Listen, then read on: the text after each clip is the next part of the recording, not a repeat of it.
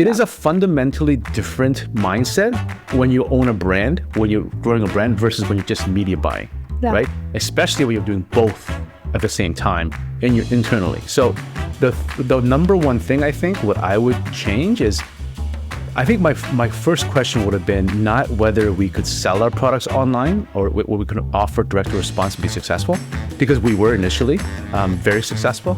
But the question would have been, how do you build a community? For me, I remember the woman who had cancer.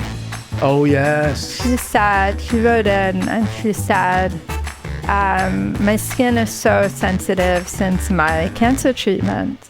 And I have to wear SPF, but none of the SPFs that I'm using is working. Like it's bothering my skin. And then someone introduced me to your brand and I tried it and I can't use anything else. And it's just, she wrote it in a way of such gratitude for making a product that was so gentle and so effective, most especially for someone like her, where everything has become such a challenge to sort of rebuild after what she had been through. That stuck with me. That stuck with me.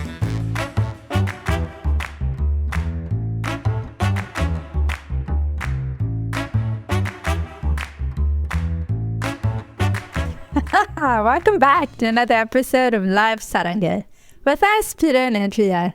Today we're pulling back the curtain on what it's really been like to build Saranghae over the last 10 years.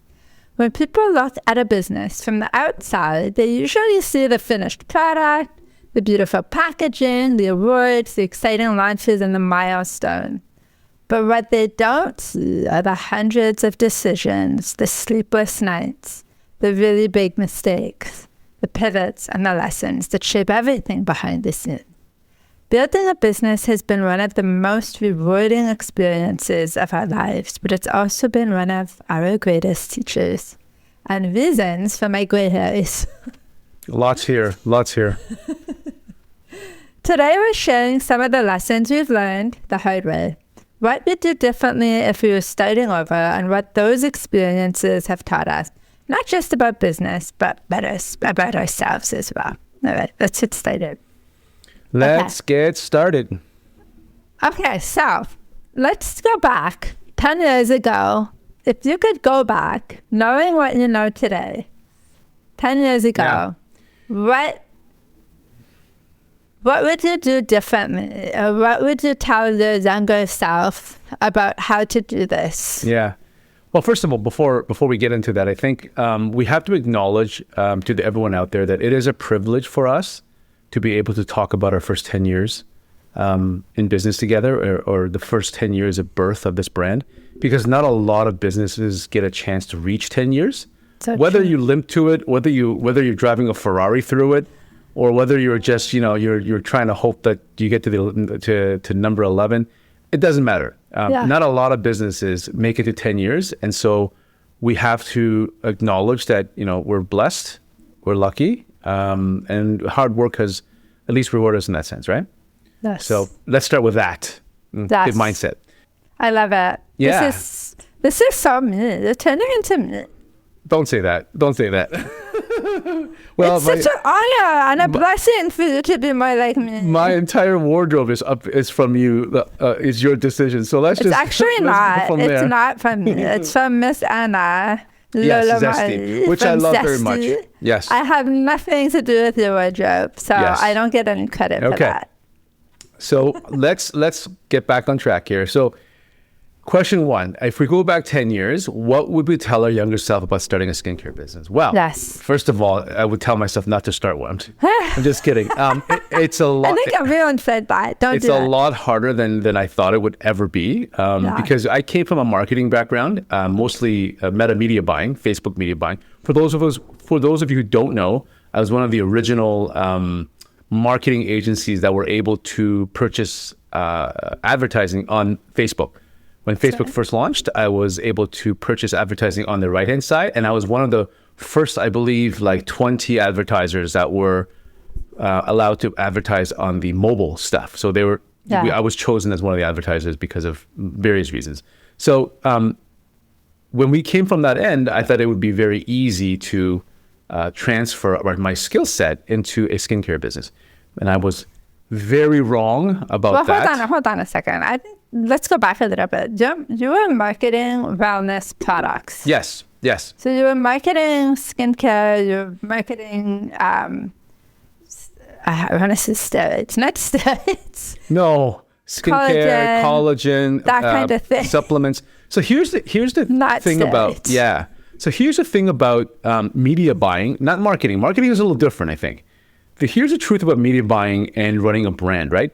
When you're a brand, you care about customer loyalty. You make money or you succeed when your customers say your product is great and I align with who you are, right? When you're a media buyer, you don't care about that because you get paid on the first sale. As an affiliate or as a media buyer that gets paid on leads or sales driven, we get paid on that first sale. So we don't particularly care about what happens to the customer after the fact. I mean, we care because obviously we want our partners to do well, but in reality, it's just simply a matter of, can I get those conversions up? It is a fundamentally different mindset when you own a brand, when you're growing a brand versus when you're just media buying, right? Especially when you're doing both at the same time and you're internally. So the number one thing I think what I would change is, I think my first question would have been not whether we could sell our products online or what we could offer direct response and be successful, because we were initially very successful. But the question would have been, how do you build a community? Yeah. How do you actually build a community with a feedback loop, with rewarding customers for loyalty, with asking the right questions, with making sure that the products are a fit to the customers that we're serving? Yeah, less about conversions and metrics and algorithms. Data. Yeah, and more about what is our story? Does it resonate with our customers? And are we doing the right things to build a community of customers? That would be my number one thing, I think. It would have gone slower. Let's not make mistakes. 100%. Yeah, let's not tell a lie here. The business would have moved slower. We would have probably had a lot more stressful days in the beginning, because our business, my skincare brand, kind of took off very quickly. Yeah. But I think it would have been a very, very relative, the brand would be in such a large and successful and a ubiquitous brand out there in North America today if we had taken that route earlier on, because our products and our formulations are absolutely world-class. Yeah. So in other words, people over data. So spend time on your people. Who are your people? Where do they hang out? Where do they shop? What do they like doing on their free time? Do they have kids? Are they young? Are they single? Are they, really get to know who they are and then work on building a community that is trusted around that. Yeah. I mean, it's easy for me to say that now, right? But when you're in the midst of it, in the first 3 years of our business with media buying, we were able to, just to give you numbers, I think 1 month we bought $2 million in advertising in Faith Month, that month alone, US. Yeah. So you could imagine what our revenue was that particular month. So we had some large scale months. And when you're doing that well, you don't ask these questions. You just say, hey, give me the money, keep going. Just bank the money and we'll figure out what to do afterwards, right? So that was the kind of the mindset that we were in. And what's interesting is because of that, I built the team around that skill set. That's right. You see what I'm saying? Yeah. That was my probably the biggest mistake that I made was when we were building out a team, instead of building out the team that would build the community. So, I say to myself, we figured out the customer acquisition strategy. Let's figure out a team that can build a community. What we ended up doing was doubling down on the acquisition strategy. Yeah. It's going well. I need more people to scale this thing even further. Yeah. What if I spent $2 million a month US, why can't I spend $10 million a month US? Let's build a team around that. That's what ended up happening. Yeah. Yeah. And that when Meta changed everything, that whole team became irrelevant. But that's not really a mistake in the sense that we all knew Meta was not going to last forever. That media buying process, we all knew it was just a matter of time. But the question was when. And how big could you get before that happens? Exactly. Right? So it's exactly. like, hindsight is, 2020. We know that now. But the mistake in all of that was not building a team in addition. So if I were doing this again, I would still do what you did.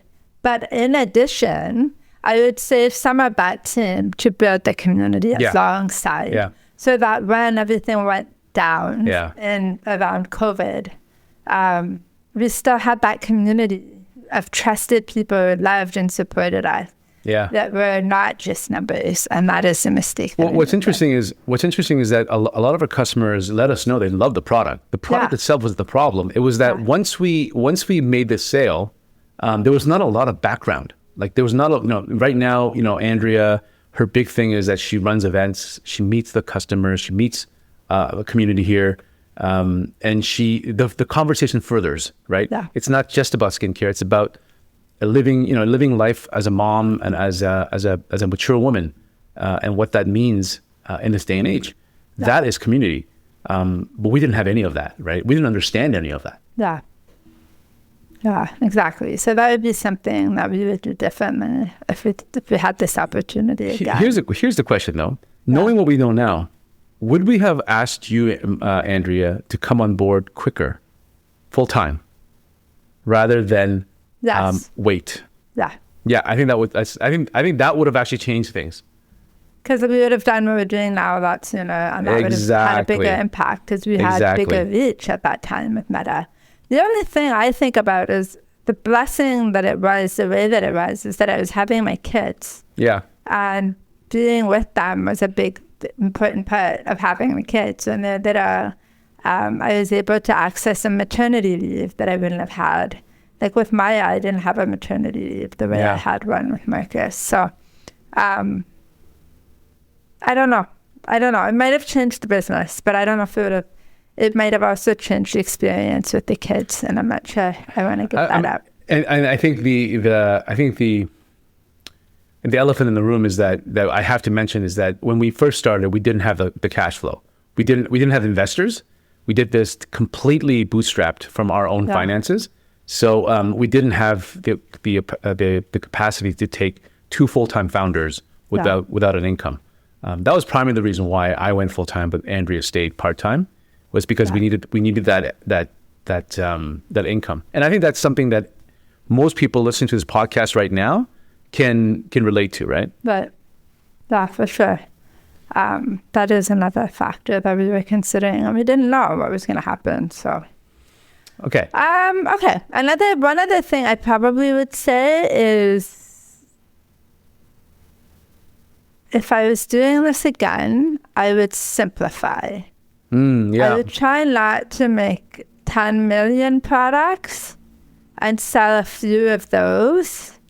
I would try to make fewer products and sell all of those. So instead of having a lot of products and having, a little bit of this, a little bit of this, and selling a little bit of each one, I would have fewer, and I would really go hard on those. Yeah, that's a good point. Tell stories, right? Yeah. Okay, next question. What's a moment that you'll never forget in the last 10 years? Oh, let's see. Well, there's lots of moments. I know that this is lots of moments. I'll tell you a moment a financial moment, and I'll tell you a customer moment. So the financial moment was the day that we sold. So our single largest sale day was, I believe it was $160,000 US in a day. In one day, we sold $160K. That was about 1,200 orders that day. That was a single largest day of orders. And that kicked off a whole bunch of stuff that we didn't even think about, right? Well, we thought about, but we risked it anyway, which was our 3PL warehouse was not equipped to ship 1,200 orders. Yeah. They were screaming at us, right? They were like, what did you do? Why are you doing this to us? Don't ever do this again, or else we're going to... we're going to do this again. We'll just move. End this relationship, right? What do you mean? And I had ordered so much inventory just making sure that we could cover this event, and yet we were so scared that we would run out, because I did not expect that kind of. I think it was we ended up being like 4 times bigger than any other day that we've ever done. Yeah. Up to that point, it was crazy how much. Every time I just looked at my phone, it was like Hundreds. hundreds at a time. It Yeah. was unbelievable. That's fun. That's That fun. was though. fun. That was fun. I mean, my team members were freaking out, but Yeah, of course. Well, after the that's the other side of it. It's like growth is exciting and fun, but you also have to be prepared for Prepared that for growth. it. Yeah, And so- if you're not, that can end up in epic fail. well, in what terms the other of building a team and a community. yeah, and you know what the other customer side base. you know what the other side of that thing is. Once you have a day like that, every other day doesn't compare, right? That's what So there's happened to you. Yeah. There's a lot of there's a lot of things where even when you're having great days, you're like, well, remember that day? It that we wasn't did- that good. Yeah, remember that day when we had 1,200 orders in that day? You remember that? So that's the other part that that wasn't so good afterwards. Yeah. The second event, the customer event that was incredibly powerful was I received a postcard from a customer who had purchased our products, used it with her and her mom, and they had taken through our products and sharing a skincare routine, because apparently what happened was the daughter bought it, the daughter shared with her mom. They were both New Yorkers. Actually, no, the daughter was a New Yorker and the mom was living somewhere else. Anyway, they had reconnected through the skincare routine, sharing the skincare routine, going back and forth. How do you use this? Yeah. Oh my God, like, isn't this amazing, etc. And then they had taken a vacation together, right? So after all of this, it culminated in the daughter and the mother taking a vacation together. And I knew about this because they sent a postcard. They had sent a postcard from where their vacation destination and told me their story in that postcard. Yeah. That was the most craziest moment. I mean, that kind of like brought everything forward, right? Yeah. Because we're a direct to consumer product, and we started in the U.S. We're from Canada. Like, I live here in Canada, but our business was started in the U.S. So we didn't get to meet our customers a lot when Yeah. we first started. So getting a postcard like this was So personal. it was so unexpected because we didn't Yeah. ask for it, right? Yeah, of course. It really hit home. If I wasn't if I would really wasn't like if skincare was something that I debated on back and forth, because I'm an engineer by trade, Yeah. that moment kind of crystallized why we did this, Yeah. right? It was a moment that I still remember for sure. How about yours? For me, I remember the woman who had cancer. Oh, yes. She said, she wrote in and she said, my skin is so sensitive since my cancer treatment. And I have to wear SPF, but none of the SPFs that I'm using is working. Like, it's bothering my skin. And then someone introduced me to your brand and I tried it and I can't use anything else. And it's just, she wrote it in a way of such gratitude for making a product that was so gentle and so effective, most especially for someone like her, where everything has become such a challenge to sort of rebuild after what she had been through. That stuck with me. That stuck with me. That's where I felt like, wow, we're not just making products you put on your face. We're changing lives in tiny but mighty ways, if you will. That's excellent. What's the one thing then that we've changed our minds about since we've started the company?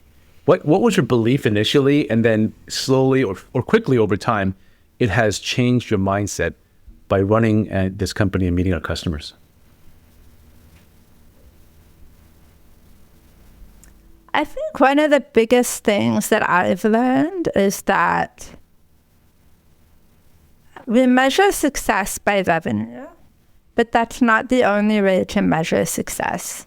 And I think that when we only measure it that way, we're missing the whole picture, and we're really missing some of the really beautiful aspects of our business that don't always translate right away or immediately into revenue. Yeah, that's a good one. Mine would be, I think, if I have to surmise it first, it would be, you may even be home without even realizing it. And what I mean by that is that when I first started Saranghae with Andrea, my wife, I felt like an imposter, right? Because I was basically a media buyer or a marketing guy that was using formulations that my mother created, first and foremost. So it wasn't even my formulations. Yeah. I wasn't even a chemist. I didn't even know how to build skincare when I first started this thing, right? Yeah. And so I've always felt like an imposter. Just a guy who was biding his time. I didn't know that. Yeah. So You never shared that with me before. I mean, I think it was obvious, right? Like, I'm just trying to figure it out, right? But you don't that's give off that energy ever. Like, you always give off this, I know it, like, I'm good, I'm confident energy. So whether you actually are or not can be, even to me, someone who knows you really well, deceiving. Well, the thing is that both can be true, right? Yeah. Both can be true at the same time, which is I can feel like an imposter, and I still feel like an imposter in everything I do, because you're never perfect. But you can also feel confident that you can figure it out. And so where my confidence comes from is not the fact that I knew what I was doing. It's just that given enough time and enough reps, I'll figure it out. Yeah. Right? So, but to continue the thought, what I've changed my mind is that somewhere along the way, I have realized that this is where I'm supposed to be. Somewhere along the way, I have realized that I'm already home. I am a cosmetic formulator now. I am a skin brand founder with my wife. This is who I am. Oh, no. Yeah, this is who I am. So, and so many people I've talked to have done this, which is you're always waiting for that moment where you become you, and yet you've always been there the whole time. That's right? So And you don't true. realize this until much later in life, is that I finally realized that I think I am where I'm supposed to be, and I only have two choices. Either one, I try to say, hey, maybe I'm not a skincare guy. This is my wife's thing, and I'm going to go build running shoes. I feel like that's what you've always thought. Like, this is your thing. Yeah. I'll help you sort of, get sort of your feet comfortable and right, and then you're baby amount. Well, I think the initial conversation always was, skincare is your thing, babe. Yeah, I love it. And we'll work together on this thing. But what I want to do is, I don't know, travel the world, run the world, climb a mountain, et cetera, et cetera. But what I realized over the years of doing this is that I quite enjoy many of the aspects of the business. I enjoy the customers. I enjoy meeting customers. And like it or not, I've come to the point where I have to accept this is who I am. I am a co-founder of Saranghae. Saranghae. Thing of enjoyment here. You also enjoy working with me. Yes. I mean, yes. I enjoy working with you at the office, not so much at home. I'm just kidding. You don't work with me at home. That's why. Yeah. I just expect you to do everything, right? Is that what it is? So yeah, I think that's the one thing I've changed my mind about is, look, I can try to say that I'm just doing this in the meantime where I can jump to something else, or B, accept the fact that this is who I am and enjoy it. And that's exactly what I've come down to, because I do enjoy it. It is something that I have interest in, and that makes my day quite colorful with my wife. That obviously. is true. And then you throw the kids in the mix and drop-offs and pickups and mix-ups. Oh my goodness. Yeah. I think the other thing that we've talked about this briefly earlier is that customer relationships are more valuable than the transaction, or even the initial transaction. Like, knowing that I've given them something, whether they buy or not, they now know what they're missing from their skincare routine. They now know what ingredients are creating the reaction that's happening on their face. Or, their daughter has like cystic acne, and now they have a plan of how to support their children. Like, those kinds of conversations and opportunities really light me up. So that's of course, the revenue and transactions are important, and I'm not diminishing that, but the relationships that I am building and the people that I'm meeting and taking care of, I really love that. I think what's interesting is that just recently I noticed something interesting, right? Because when I first started this company with Andrea, there were a lot of times when I had to look at a book or go to the internet and say, okay, like what are skin conditions? What does cystic acne look like? How do you treat it? What ingredients are the best at it? And think that's okay. There you go. Now I know the answer, right? But you don't know the answer until you go through this hundreds of times, right? Yeah. So, and then you hear somebody that says, well, AHA doesn't work for me, or I can't use adapalene because of this, or isotretinoin does this to me. And like, but wait a minute, why is it working for this person but not this? So what I've come to a realization recently was, because I was actually consulting with a customer online, and I remember thinking to myself, my God, like I've been doing this now for 10 years, and I'm pretty damn good at it. Like I know through really good. Thousands of interactions with customers, I'm like, I know the nuance now. Like I know how, when, percentages, when it doesn't work for this customer or this skin type, when it should work for this skin type, the chemistry behind it. That's the cool part. Yeah. The action, why it doesn't penetrate. If it does penetrate, what do the fibroblasts? Like all of these things were learned on the job, right? By experience. And my God, what 10 years does when you're consulting every single day in skincare, you become a skincare expert, right? Yeah. and I realized another I am statement, right? So it's hilarious. And I never thought that I would become a skincare expert because I was a mechanical engineer. Like nobody thought that big. Yeah. When you tell people, when we go out for dinner, we go out, to meet the parent night at school or whatever. People ask, what's your business or what do you do? And when Peter says, I own a Korean skincare company, they do a double take. Like, this 6'2" giant man. With great skin, though. What? With great skin. You do have great skin. With great skin. True. Come on now, people. All right. Let's get real. Let's talk about the really hard stuff, because anyone who owns their own business knows there's a lot of the really hard things. They give you the gray hairs. What has been the hardest season of building Saranghae? Well, there's no question. The hardest thing about running any business, Saranghae included, is when you have to let people go. And I have hired 100. I'm going to say, just give it a round number. 100 people, let's say, a couple of hundred people. I have let go a couple of hundred people in all different circumstances. Some because they weren't right for the job, some because they were belligerent, and some just because I couldn't keep them, even though they're great people. Yeah. And it's never easy, right? Like I've done this many, many, many, many times, and each time it is stressful, and I can't. I wish I didn't have to do it. Yeah. But as the founder and CEO of this corporation, along with my wife, I need to do what's best for the company, what's best for the people remaining in the company, and so that pushes me to make the decisions quickly and decisively. Yeah. And it's never easy. I remember the first mass layoff that you had to do around the holidays, around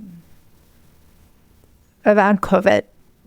And you made the decision that you had to do it, that we didn't have a choice. They thought we didn't have the money to make payroll based on some things that had happened that we didn't expect, world pandemic, everything's frozen at the borders. Nothing's moving. Well, just so people that are listening understand what Andrea is saying, we at one point in time we had $2.5 million in inventory stuck in customs at the border, and we had run out of inventory. We couldn't sell anything for 6 weeks. 6 weeks. And then even after that, we had lost a ton of customers because we had to hold. And we had over 24 staff. Yeah. That we had to pay full-time salaries. Yeah. And even after the inventory was released, because of the way we had to move around the subscriptions, a lot of our customers just simply canceled and never came back. So, yeah, that cost us big time. Anyway. Yeah. But I remember you did not, I don't think you slept for a month. Like, you were so stressed out. And it was, what I found admirable with you is the way that what you were thinking about, you weren't just thinking about letting them go, you were thinking bigger than that. Like, they had families, they had stories, they had, children, that it was around the holidays. Like, there was a lot of things that were weighing on you that were greater than the actual act of letting them go, is what that would mean for them and their kids and their families. And it was really, really eating you inside for what had to be done. And I remember thinking about that with you and feeling like sort of proud of you that that's what you're thinking about, not just. Well, we went through so much conversation of how else we could do this, right? Could there be another solution? Could there be another way? And there wasn't, right? There just wasn't. Yeah.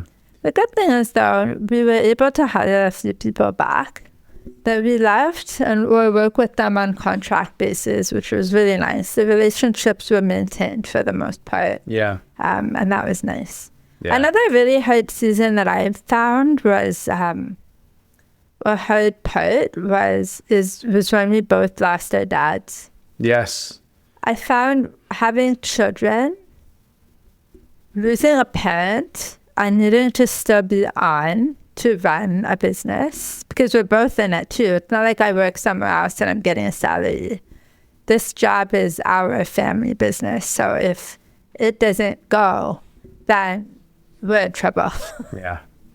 And that was tough. That was really, and it still is, to be honest, for me anyway. I still struggle with certain things because I'm still grieving. At the time of recording this, we're in July of 2026, and that would mean that my dad has passed 6 months ago, just over 6 months ago, and it feels still very heavy for me. So I really struggle with showing up online and talking about skincare and, all those things, because it feels like, what's the point? You're just going to die one day. It's an existential question. And I know that's kind of morbid and maybe not what you're here for with our podcast, but that's how it feels. It feels sometimes like, what's the point? What's interesting about your statement right there is that you and I both, and a lot of our customers, are at a point in their lives where it's no longer about going to weddings, attending, births of babies.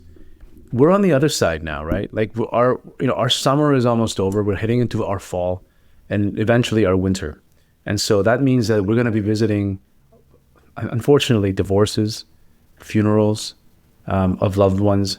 Yeah. And it's a time of life that that forcefully we need to take a look at even our own mortality, or our own, what does future hold for us. And it's different for all of us, right? It affects us all differently.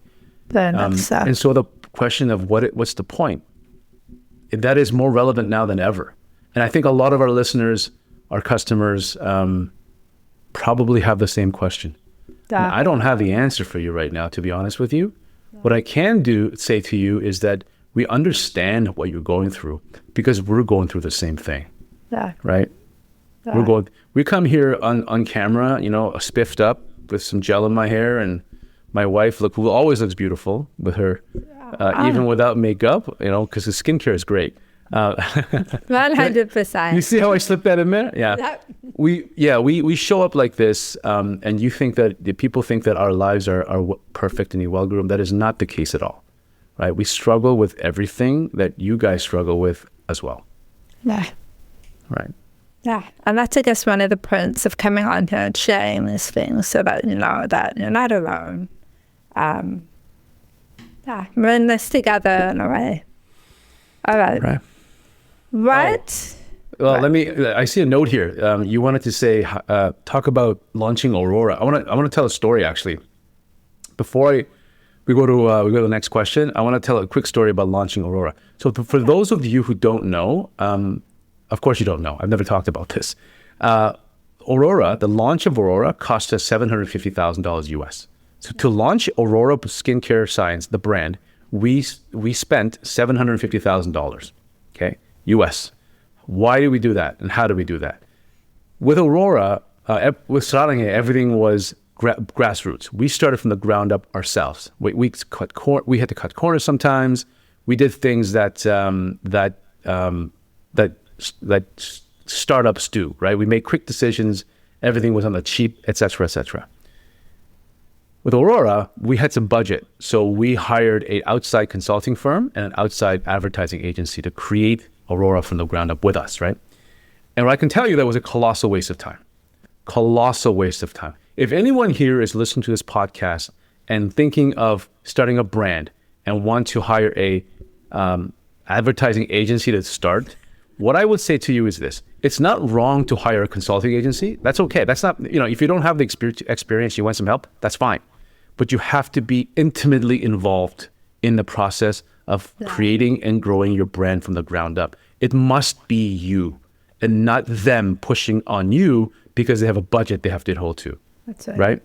And again, cash flow is king in the beginning. So hold your money tight because there will be a rainy day when you need it. Anyway, that's my 2 cents. All right. Well, let's turn this around now. After 10 years, what are you most proud of?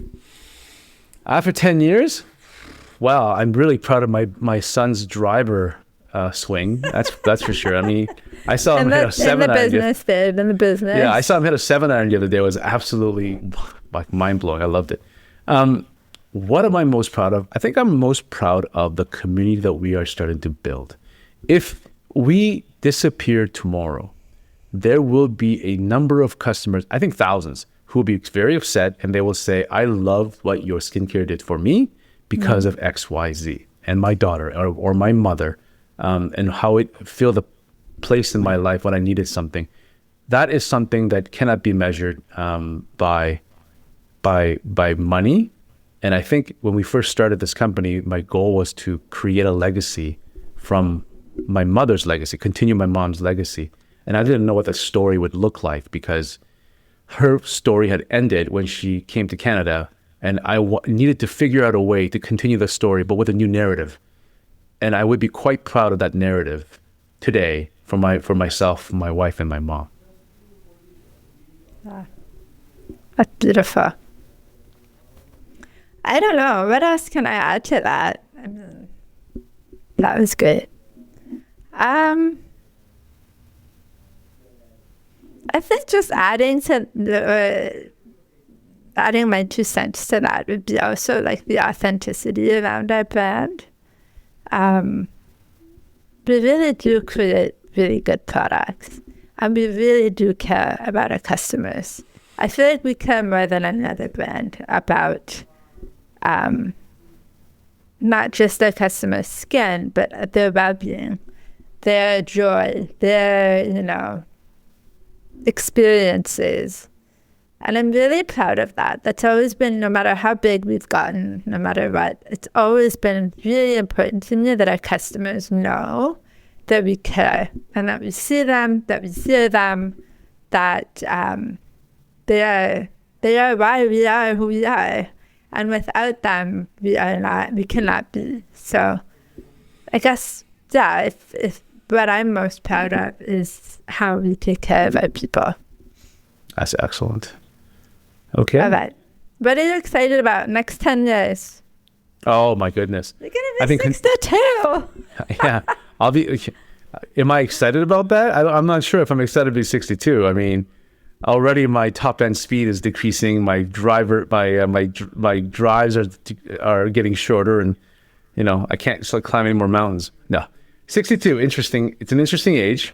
I think the fact that we can grow this brand the way we're going right now, with partners all over Canada and hopefully North America, and then expanding out, I think it'd be very fun. And I think what makes me excited is that we're going to do it our way, because Andrew and I are saying this right now. It's like we're not venture capitalists, we're private equity, right? We're not here to grow this to $1 billion and sell it, although that'd be nice. We don't need that type of our identity is not tied to growing this brand and then selling it off so that we can say we made X number of money. Our goal is to obviously be able to support the family and be independent, financially independent, but our goal is to do this our way, right? To build communities, to have fun, to make good friends, like have a nice cup of coffee together with people. Like it's a little different than what pure capitalists would say. And so I'm excited that we have the control and the means to be able to do what we want to do our way. I like that. I like that too. I also like the idea of building this business with my kids. Yeah. I'm really proud of, like, Marcus was say, my son, who would say, my friend saw your ad and thinks you're a celebrity, like something cute like that. And he says it in such a proud way. So much so now that he's starting to think of ideas for us, and he's starting to, come up with strategy with us and planning, and he wants to be at events and that kind of thing. And just having them involved and more as they get older, I'm excited about that and building something that they're proud of. I want them to be proud of us. Well, I mean, Marcus is a cookie business, a successful cookie business, because at 10 years old, because we are entrepreneurs and he wants to be an entrepreneur. I keep telling him that he needs to go to Stanford for a golf scholarship because, he's going to play in the PGA one day. You mark my words. Marcus it might Lee will be though, France for culinary school. Maybe. But if you heard it here first. He will be a top 5 PGA player, right? Win the Masters in, I don't know what, 2031 or something like that. That'd be cool. Yeah. That'd be really cool. All right. Well, looking back over the last 10 years, one thing has been very clear to us. The moments that shaped Saranghae the most weren't always the wins. They were the setbacks, the difficult conversations, the unexpected pivots, the lessons we didn't see coming until much later. Those experiences challenged us, stretched us, and ultimately helped us build a company that's stronger, wiser, and more grounded in what truly matters. If you're building something on your own, whether it's a business, a career, a family, or simply a new chapter in your life, we hope today's conversation reminds you that growth really follows a straight line. Sometimes the biggest breakthroughs come from the moments that don't go according to plan. Thanks for being with us today. We hope you enjoyed a little behind the scenes of our 10 years. And if you have any questions or you want to share your own experiences, we'd love to hear them, either through DM or you can email us. Thanks again for listening, and we'll see you soon. Bye.